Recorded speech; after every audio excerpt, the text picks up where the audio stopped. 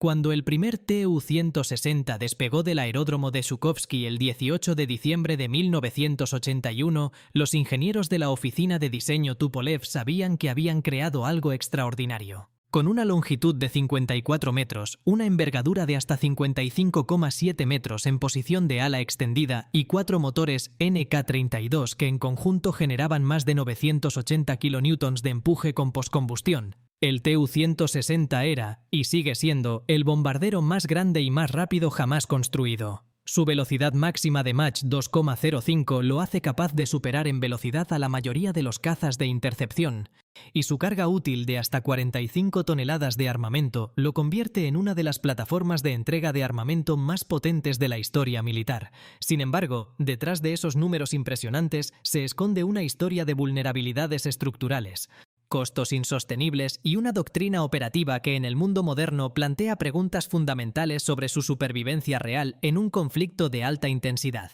Deja tu like, suscríbete y comparte. Comencemos. El programa que dio origen al Tu-160 comenzó a mediados de los años 60 como respuesta directa al bombardero B-1 que los Estados Unidos estaban desarrollando. La Fuerza Aérea Soviética emitió un requerimiento en 1967 para un bombardero estratégico supersónico de largo alcance que pudiera penetrar las defensas aéreas de la OTAN y lanzar misiles de crucero contra objetivos en el territorio de los Estados Unidos y Europa Occidental. 4 oficinas de diseño compitieron por el contrato: Tupolev, Myasishchev, Sukhoi y una propuesta conjunta. El diseño de Tupolev, que combinaba un fuselaje de gran tamaño con alas de geometría variable similar a las del B-1 americano, fue seleccionado en 1972. Sin embargo, el desarrollo del programa fue extraordinariamente lento. Los problemas de integración de los sistemas, la complejidad de los motores NK32 y las exigencias de la producción en la industria soviética retrasaron el programa repetidamente.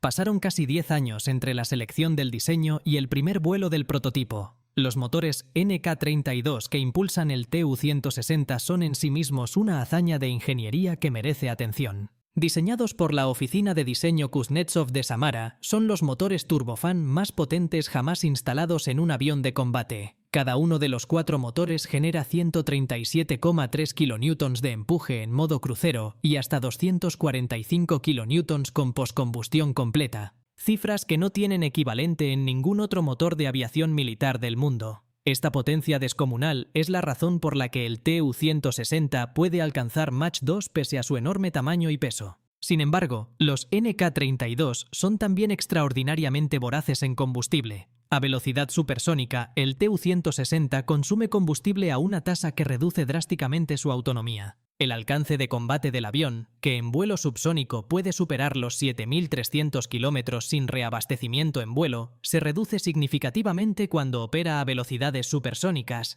lo que limita la utilidad táctica de su capacidad supersónica a situaciones muy específicas. El Tu-160 lleva una carga de armamento en 2 bahías internas ubicadas en el fuselaje central. En su configuración original estaba diseñado para transportar 12 misiles de crucero Kh-55, 6 en cada bahía, montados en lanzadores rotativos. El Kh-55, conocido por la OTAN con el nombre en clave AS-15 Kent, es un misil de crucero subsónico con un alcance de aproximadamente 2.500 km y capacidad para transportar una ojiva nuclear. Posteriormente, el Tu-160 fue modificado para emplear también el Kh-101, una versión convencional de largo alcance con una ojiva de 400 kg, y el Kh-102, su variante nuclear, ambos con alcances superiores a los 5.000 km. Esta combinación de un bombardero de largo alcance con misiles de crucero de muy largo alcance significa que el Tu-160 puede lanzar sus armas desde una distancia que lo mantiene fuera del alcance de la mayoría de los sistemas de defensa aérea enemigos, sin necesidad de penetrar el espacio aéreo defendido. Sin embargo, esta doctrina de lanzamiento a larga distancia expone una de las vulnerabilidades fundamentales del Tu-160, su firma radar. El Tu-160 es enorme y, a pesar de que su diseño incorpora algunas medidas para reducir su reflectividad radar, no tiene ninguna capacidad furtiva real comparable a la de los bombarderos modernos como el B-2 Spirit o el futuro B-21 Raider.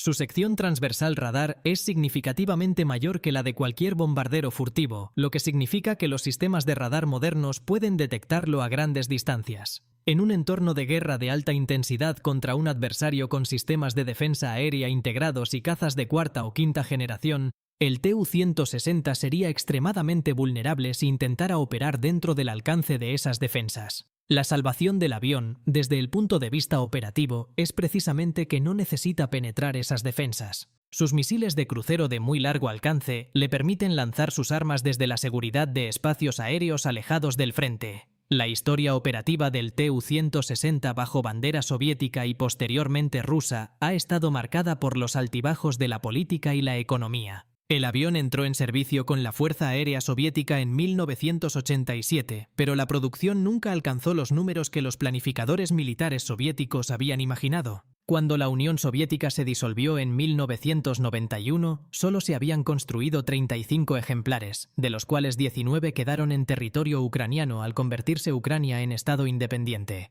El gobierno ruso intentó recuperar esos aviones durante años y finalmente en 1999 acordó con Ucrania la transferencia de 8 Tu-160 operativos y 3 en estado de preservación a cambio de la condonación de deudas de gas natural. Los ucranianos desguazaron el resto de sus Tu-160 bajo presión de los Estados Unidos, que temían que esos aviones pudieran caer en manos de actores hostiles o que su tecnología pudiera proliferar. La ironía histórica de que esos mismos aviones fueran utilizados décadas después para lanzar misiles contra territorio ucraniano no ha pasado desapercibida para los analistas. Durante los años 90 y la primera década del siglo XXI, la flota rusa de Tu-160 estuvo prácticamente paralizada por falta de fondos para mantenimiento y operación. Los motores NK-32 requerían revisiones costosas que la Rusia postsoviética de los años 90, en medio de una crisis económica profunda, no podía financiar. Varios de los Tu-160 disponibles pasaron años en tierra sin volar, deteriorándose lentamente.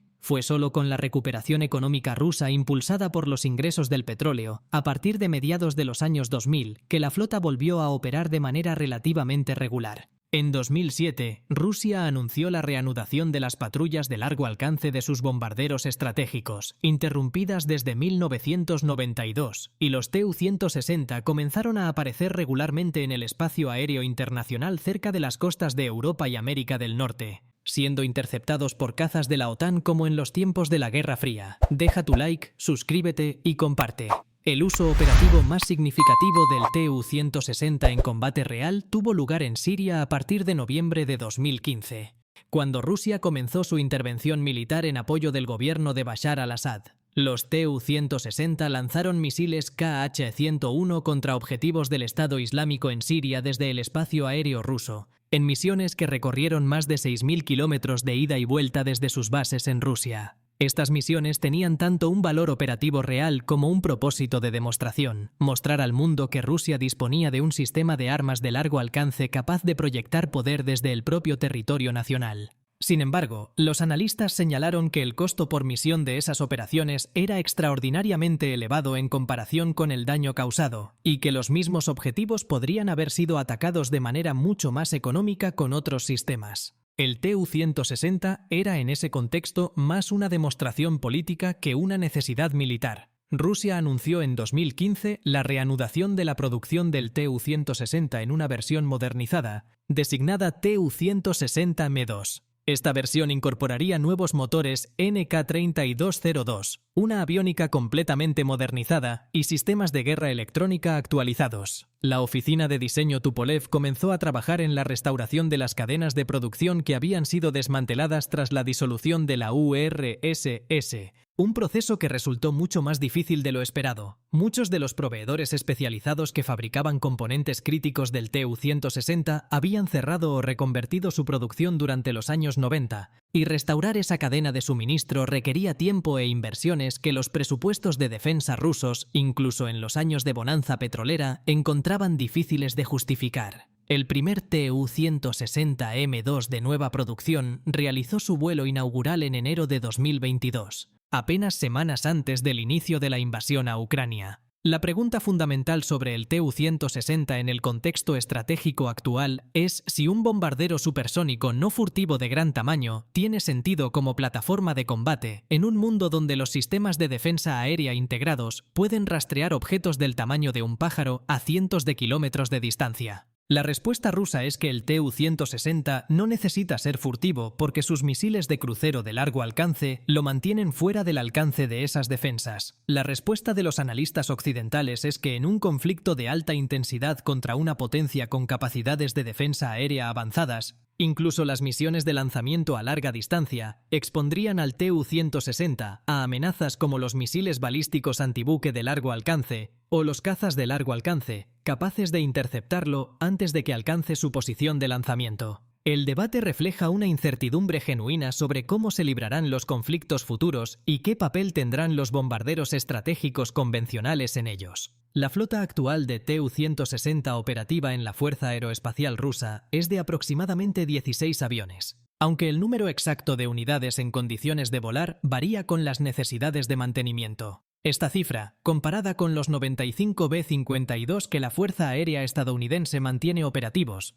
ilustra la diferencia de escala entre las dos fuerzas de bombarderos estratégicos. El B-52, diseñado en los años 50 y en servicio continuo desde 1955, ha demostrado que un diseño robusto y bien mantenido puede permanecer operativo durante décadas con las modernizaciones adecuadas. La Fuerza Aérea Americana planea mantener el B-52 en servicio hasta al menos 2050, con nuevos motores y aviónica. El Tu-160, pese a ser mucho más moderno, enfrenta desafíos de mantenimiento y producción que hacen que su continuidad a largo plazo sea menos segura. El futuro del bombardero estratégico ruso depende en gran medida de que el programa Tu-160M2 logre producir aviones a una tasa suficiente para reemplazar los ejemplares que vayan siendo retirados por desgaste, y de que los presupuestos de defensa rusos, bajo la presión de la guerra en Ucrania, puedan sostener ese esfuerzo. Deja tu like, suscríbete y comparte. Hasta la próxima.